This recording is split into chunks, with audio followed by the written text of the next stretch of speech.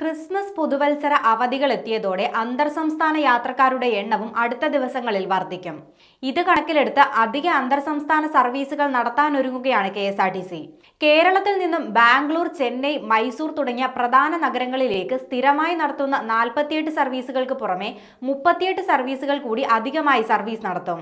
34 ബാംഗ്ലൂർ ബസ്സുകളും 4 ചെന്നൈ ബസ്സുകളുമാണ് അധികമായി സർവീസ് നടത്തുന്നത്. ശബരിമല സ്പെഷ്യൽ അന്തർ സംസ്ഥാന സർവീസുകൾക്ക് പുറമെയാണ് ഇത് ക്രമീകരിച്ചിട്ടുള്ളത്.